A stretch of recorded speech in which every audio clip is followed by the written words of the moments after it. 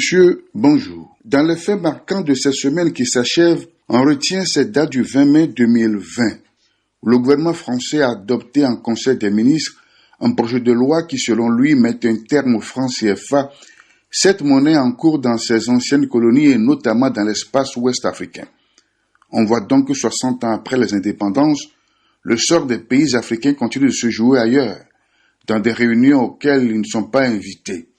D'ailleurs, il ne pouvait pas en être autrement, puisque ce fut le même scénario qui créa par décret, le 25 décembre 1945, cette fameuse monnaie considérée comme l'un des vestiges de la domination coloniale en Afrique noire. Le requiem pour le franc CFA a donc commencé, mais alors s'agit-il vraiment de la fin de ce symbole colonial ou d'un simple changement de façade?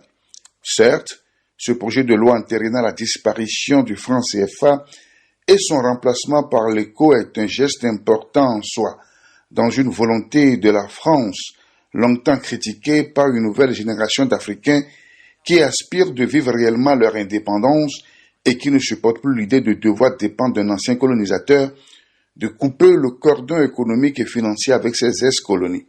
C'est une suite logique de ce qui avait été décidé presque à huis clos dans la capitale ivoirienne en décembre dernier entre les présidents Macron et Ouattara. Mais cette rupture sera-t-elle effective et concrète dans les faits?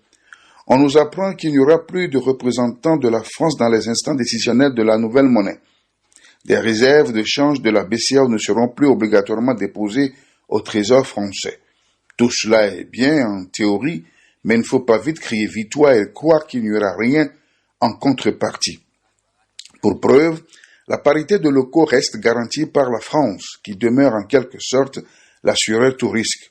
Cela revient à dire que même si le nom de la monnaie change, s'il n'y a plus de Français dans les instances de prise de décision et que les réserves de change ne sont plus déposées au Trésor français, la soutenabilité de l'éco reste toujours arrimée à l'euro et donc à la France qui en est la garantie. Où se trouve alors la rupture? Le lien est toujours existant, seul le symbole disparaît, l'appellation CFA s'en va, mais le système reste et demeure toujours le même. Il faut donc être veillé pour ne pas tomber dans ce nouveau jeu qui pourrait n'être qu'un nouvel habillage de l'ancien système économique et monétaire. L'éveil d'une conscience populaire s'impose désormais si on veut vraiment sortir des arcanes du néocolonialisme et la fin de la domination d'un peuple sur un autre. D'ailleurs, au sein de la communauté ouest-africaine, les opinions divergent sur cette approche de la France qui veut décider à la place des peuples des changements qu'ils souhaitent. Même certains chefs d'État de la CEDEAO n'ont pas apprécié l'annonce de la mort programmée du franc CFA et son remplacement par l'éco par Emmanuel Macron et Alassane Ouattara le 21 décembre 2019 à Abidjan.